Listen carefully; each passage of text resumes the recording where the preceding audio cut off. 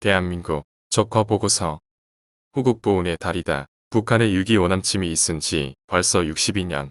이제는 기억으로서가 아니라 기록으로서만 남아 우리를 슬프게 한다. 전쟁의 상흔은 전사자 유족의 가슴속에 파편처럼 박혀 간간히 아픔을 호소할 뿐 아무 누구도 알려고도 하지 않는 야속한 세월 속에 버림받고 있다. 그러나 이맘때쯤에는 어김없이 동작동 국립묘지를 찾는 사람의 발길은 끊이지 않는다. 저마다의 한스러웠던 삶을 되돌아보면서 한 조각 비석에 새겨진 이름을 어루만지며 우울한다. 나라는 왜 존재하는가? 저마다 나라의 통치권을 쥐어보겠다고 아우성치는 사람들의 아귀다툼을 보고 즐기도록 깔아놓은 멍석인가? 그럴 수는 없다. 나라를 위해 몸바친 사람 하나하나를 어떤 일이 있어도 끝까지 어루만져 줄 수 있는 사랑이 넘쳐나는 존재로 나라는 있어야 한다. 누가 뭐래도 태극기를 향해 애국가를 부르는 순간만큼은 나라에 대한 뜨거운 감정이 넘쳐나는 그런 나라로 우뚝 서 있어야 한다. 상처 입은 부하의 고름을 입으로 빨아줄 수 있는 장군의 넘치는 전우에도 적개심으로 불타는 병사의 꽉 담은 입술도 눈동자 하나 움직이지 않는 부동자세가 믿음직스러운 군기도 전은이 남긴 세월만큼이나 희미해지고 있는 것이 아닌가 하는 의구심에 6.25 체험자들은 안타까워하고 있다. 남들보다 먼저 현충일 전날에 국립묘지를 간다. 금년은 유달리 감회가 깊은 현충일이다. 19대 국회가 열리면서 주사파 종북주의자들의 국회 등원이 현실로 다가왔기 때문이다. 이런 현실을 예고로도 하듯 벌써 5에서 6년 전 노무현 정권 당시에 대한민국 적화 보고서라는 책이 발행된 적이 있다. 김성욱이라는 기자가 3년간에 걸친 피나는 추적 끝에 발간한 책이다.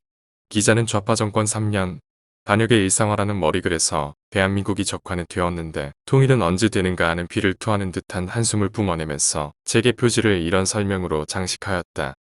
국무총리 남편은 볼수 공산주의자로 10여 년간 복역. 지금도 반미 활동 중. 그는 9.11 테러에 대해서 내가 만난 사람들은 대체로 미국이 당했사다. 통쾌하다는 반응을 보이는 편이었다고 했다. 간첩들이 형기의 5분의 1도 복역하지 않고 석방되었다. 전교조는 아이들을 적영화시키고 그 아이들은 대학에서 한 청년으로 다시 사회에서 민노총으로 키워진다. 북한 공작원 윤희상 음악단 건립에 480억 원의 국가 예산 편성. 이런 내용을 대충 살펴보면 종북파들의 대거 국회 등원의 씨앗은 이 시기에 뿌려진 것이 아닌가 하는 생각을 하게 만든다. 김성욱 기자의 책이 출판되고 난 얼마 후에는 한국좌파의 실체와 우리의 대응이라는 자그마한 책자가 또다시 발간되었다. 어느 모임에서 프리존 뉴스 사장인 강길모 씨가 한 연설 내용이었다.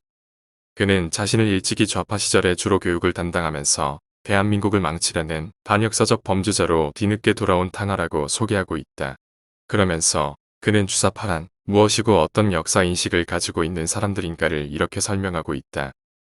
대한민국은 태어나지 말았어야 할 나라, 친일파들과 친미파들의 매국 세력이 만든 나라, 통일을 막고 분단을 선도했던 매국, 반민족 정부인데 반해 북한은 일제의 극한 탄압 속에서도 끝까지 항일 투쟁을 했던 영웅들이 만든 정권이었다는 것이다.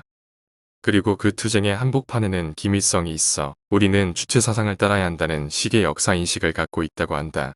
과거 북한에서는 열심히 훈련시킨 간첩을 난파시켰지만 이제는 그럴 필요가 없게 되었다고 한다. 이제 대한민국은 간첩의 대량 생산 체계가 만들어져 있기 때문이란다. 인터넷을 통해서도 충분히 지령과 전달이 가능해졌기 때문에 간첩의 대량 생산뿐만 아니라 조직적이고도 공개적인 활동이 보장된 나라가 현재의 대한민국이라고 하면서 자조하고 있다. 그는 우리나라에서 커다란 권력으로 성장한 시민단체들이 실제는 대부분 좌파들이 만든 것으로 그 대표적인 단체가 참여연대라고 말하면서 시민단체들의 핵심적 활동가들의 99%가 주사파 출신의 활동가들이라고 보면 된다는 것이다. 소름 끼치는 증언이다. 이는 취재 보도도 아니고 강압에 의해 쓰여진 자소서도 아니다. 어느 한 주사파 출신의 순수한 자기 고백이다. 모두가 함께 눈을 똑바로 뜨고 이들의 활동을 눈여겨보아야 할 시간이 다가오고 있는 것이다. 김중희 전 환경부 장관